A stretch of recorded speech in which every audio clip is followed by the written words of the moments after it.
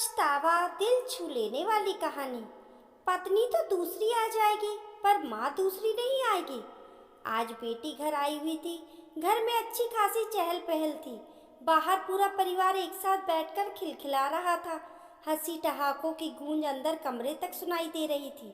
भरत जी का भी मन कर रहा था कि वो भी अपने परिवार के साथ बैठे बातें करें, पर वो तो अपने बीमार शरीर और उदास मन को लिए अपने कमरे में पलंग पर लेटे हुए थे। आजकल शरीर साथ नहीं देता। बूढ़ा और बीमार जो हो चुका है, ज़्यादा बोल भी नहीं पाते, पर मन बहुत करता है अपने परिवार के साथ बैठने का, उनसे बातें करने का। पर ये तो उन्हीं के कर्म थे कि आज पत्नी उनके साथ ना बैठती थी और ना ही ज़्यादा बातें करती थी। हालांकि ये अलग बात है कि खाना पीना दवाइयाँ सब कुछ सही समय पर वो ज़रूर दे जाती थी। जिन लोगों के लिए उस पत्नी को उन्होंने इतना जलील किया, आज उन लोगों में से कोई भी उनके साथ नहीं थे। थी तो वही जो जलालत के बावजूद इस घर में रह रही, उनके जैसे शख्स के साथ निभा गई, पर खामोशी का आवरण ओढ़े हमेशा चुपचाप सी रहती है। जानते थे कि बाहर बच्चे हंस रहे हैं, बोल रहे हैं, और वो उनको हंसते बोलते देखकर सिर्फ मुस्कुराकर चुपचाप उन लोगों को देख रही होगी। आज भी याद है उन्हें, जब शीतल उनकी पत्नी बनकर इस घर में आई थी। कितनी खुशमिजाज थी वो, हमेशा हंसती खिलखिलाती रहती थी। उसका यही स्वभाव तो पसंद आया था उन्हें, जब उन्होंने अपने एक रिश्तेदार की शादी में उसे देखा था।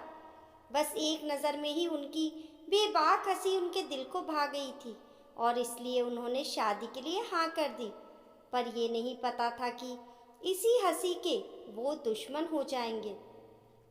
अक्सर अम्मा से डांट भी खा लेती। आखिर बहू का इतना हंसना बोलना उन्हें पसंद नहीं था। और फिर अपनी अम्मा का मन रखने के लिए भरत जी भी शीतल को ही डांट कर चुप कर देते थे। लेकिन शीतल भी क्या करती, अपने स्वाभाविक स्वभाव को तो छोड़ नहीं सकती थी, और उसका स्वभाव तो वैसे ही हंसमुख था, तो फिर कुछ देर बाद वापस वैसे ही हो जाती। भरत जी भी मन ही मन मुस्कुराकर रह जाते, पर अम्मा के सामने खुलकर जाहिर नहीं करते। लेकिन उस दिन जो हुआ, उसके बाद शीतल का वो स्वाभाविक स्वभाव कहाँ गायब हो गया। उसकी कसक आज भी भरत जी के मन में थी। जरा सी हिम्मत नहीं कर पाए अपनी अम्मा के सामने ये जानते हुए कि पत्नी सही है, और पत्नी को ही दबाकर रख दिया। उस दिन छोटी बहन कावेरी की सगाई थी। बड़ी बहन मनीषा भी घर पर आई हुई थी और कई खास रिश्तेदार घर पर मौजूद थे। सगाई का प्रोग्राम पूरा हो चुका था। शीतल और मनीषा ने सारा सामान अम्मा जी के कमरे में रख दिया था। शीतल के मायके वाले अपने घर रवाना हो चुके थे। बाहर सभी खास रिश्तेदार बैठे बातें कर रहे थे। भरत भी उन्हीं लोगों के साथ था। इधर शीतल रसोई में काम कर ही रही थी कि बाहर से अम्मा जी के जोर जोर से चिल्लाने की आवाज आई। हे भगवान, मैं तो लुट गई, बर्बाद हो गई। कौन मेरी दुश्मन पीछे पड़ा है? अचानक अम्मा की आवाज़ सुनकर सब लोग अंदर की तरफ भागे। अम्मा अपने कमरे में थे।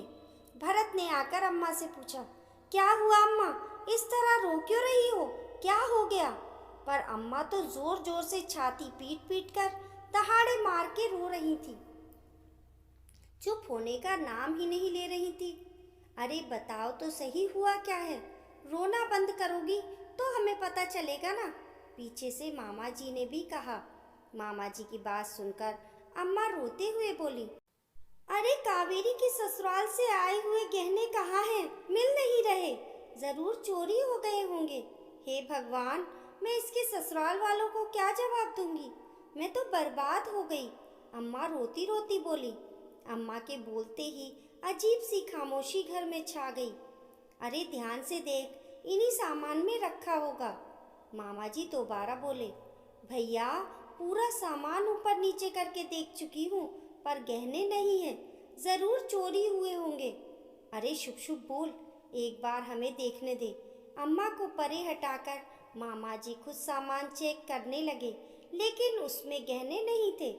फिर कुछ सोचकर मामा जी बोले, अरे गहने कोई इन सामानों के साथ यहाँ रखेगा क्या? अलमारी में रख दिए होंगे तुमने, देख जरा। अरे मैंने सामान कहाँ रखा? सामान तो मनीषा और शीतल रख रही थी। हाँ तो मनीषा और शीतल से पूछ ले, ज़रूर उन्होंने अलमारी में रख दिए होंगे। मामा जी के समझाने पर अम्मा ने आशा भरी नज़रों से मनीषा की तरफ देखा तो मनीषा ने कहा, अम्मा मुझे क्या देख रही हो? कोई मैंने थोड़ी ना गहने लिए हैं। अपनी बहू से पूछो, उसी ने कहीं रख दिए होंगे। मनीषा के जवाब को सुनकर शीतल दंग रह गई, क्योंकि गहने की थाली तो मनीषा ही उठाकर लाई थी और गहने रखे भी उसी ने ही थे। जीजी ऐसा क्यों बोल रही हो? गहने तो आप ही लेकर आई थी ना। शीतल का ऐसा कहना हुआ और मनीषा ने रोना धोना मचा दिया। अब मेरे मायके में ही मुझ पर चोरी का इल्जाम लगेगा, यही दिन देखना बाकी रह गया था। आज मेरे बापू जिंदा होते तो मजाल थी कोई मुझे इतना कहकर दिखा देता। उसे रोता देखकर अम्मा शीतल पर दहाड़ पड़ी, खबरदार, जो मेरी बच्ची पर चोरी का इल्जाम लगाया तो तूने ही गहने लिए होंगे। ये मेरी बेटी है, इसको मैं बचपन से जानती हूँ। अरे जन्म दिया है मैंने इसे, इसमें मेरे संस्कार कूट कूट के भरे हैं। तू बाहर से आई है, ज़रूर तूने ही गहने लिए होंगे और तेरे मायके वालों को दे दिए होंगे, तभी तेरे मायके वाले इतनी जल्दी चले गए। बस अम्मा जी, आप मेरे माता पिता पर चोरी का इल्ज़ाम कैसे लगा सकती हो? मैंने तो गहनों की शक्ल तक नहीं देखी, चुराना तो दूर की बात है। शीतल ने पलटकर जवाब दे दिया।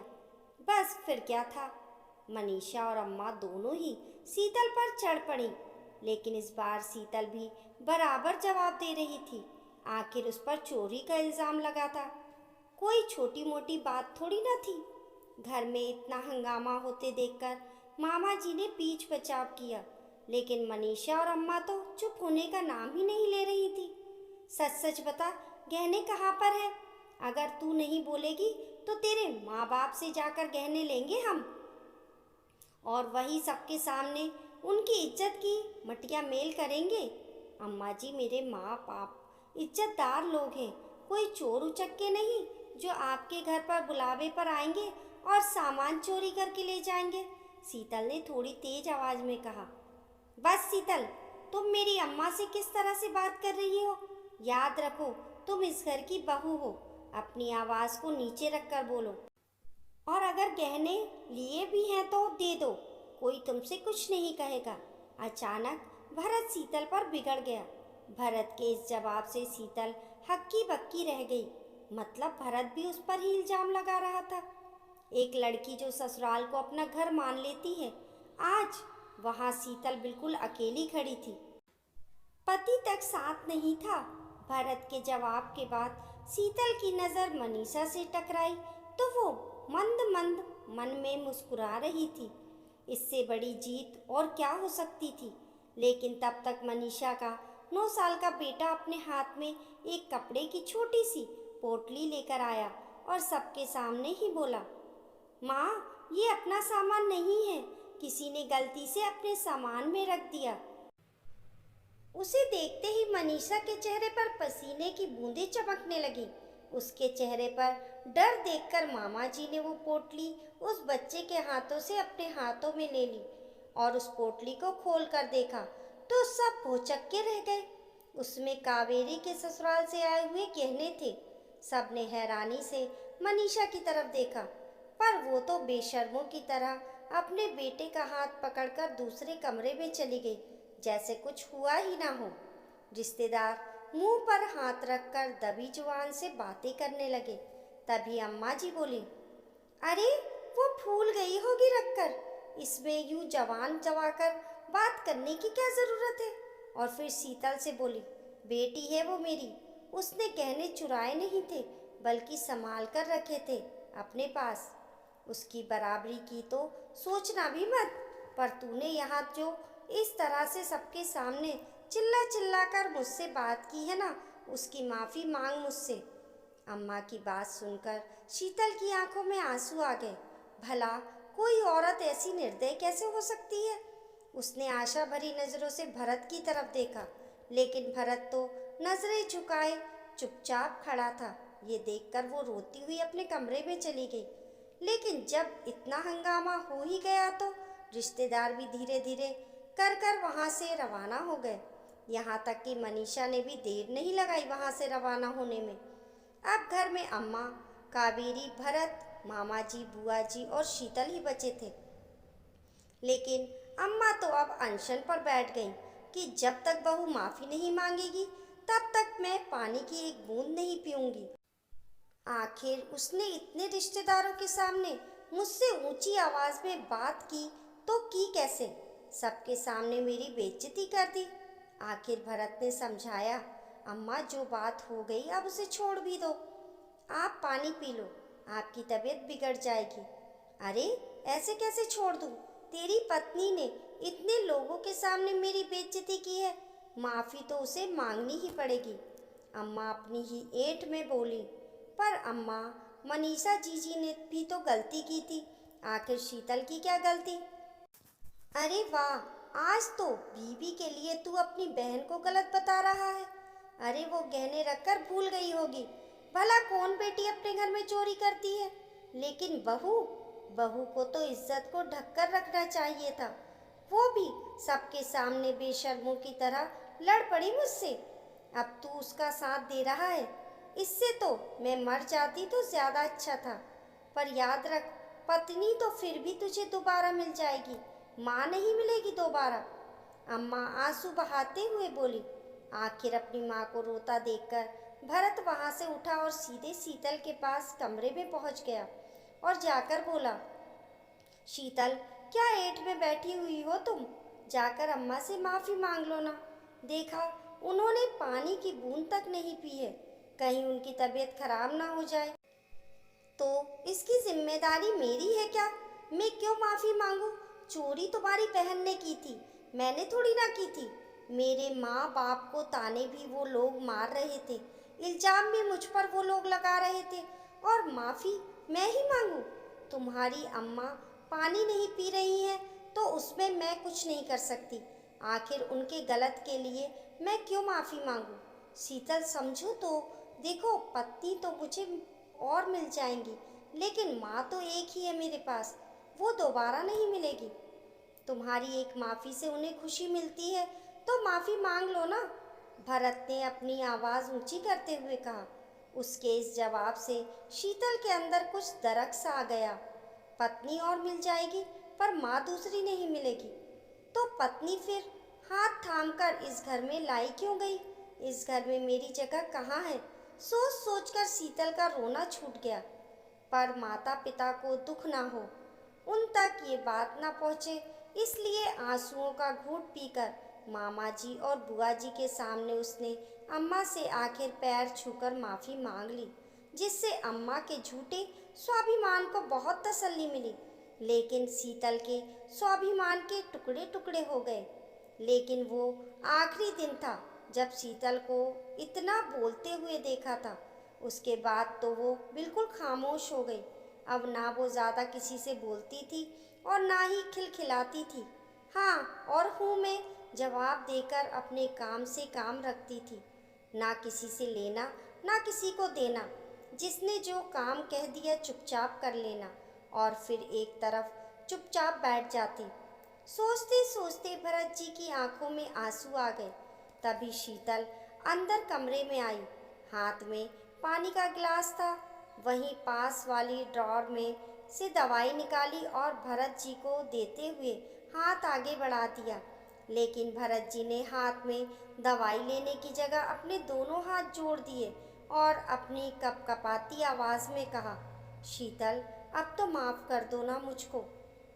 उनकी आवाज़ सुनकर शीतल ने एक नज़र उनकी तरफ देखा और फिर दवाई हाथ में देते हुए बोली, आपकी दवाई का समय हो गया है। शीतल, माफ़ कर देना मुझे। तेरे इतने सालों के खामोशी नासूर बन चुकी है मेरे लिए। अब बर्दाश्त नहीं होता। कोई बात नहीं है जी, माफ़ी क्यों मांगते हो? इस घर में गलतियों के लिए कोई माफ़ी नहीं मांगता, बल्कि बिना गलती के माफ़ी मंगवाई जाती है। शीतल, पति हूँ मैं तेरा, तेरी माफ़ी का हकदार हूँ, मुझे माफ़ कर दे। भरत जी ने जोर देते हुए कहा। हाँ, पत्नी। पत्नी का क्या है? वो तो फिर मिल जाती है। फिर मुझसे माफ़ी मांगकर क्यों अपना मुंह खराब कर रहे हो, कहकर शीतल कमरे के बाहर निकल गई। लेकिन भरत जी के पास से सिवाय पछतावे के और कुछ नहीं था। इस कहानी को लेकर आप लोगों की क्या राय है, हमें कमेंट करके ज़रूर बताएं। पसंद आने पर लाइक और शेयर करें। ऐसी ही अच्छी अच्छी कहानियों के लिए चैनल को सब्सक्राइब करना ना भूलें। मिलते हैं फिर एक नई कहानी के साथ। तब तक के लिए नमस्कार।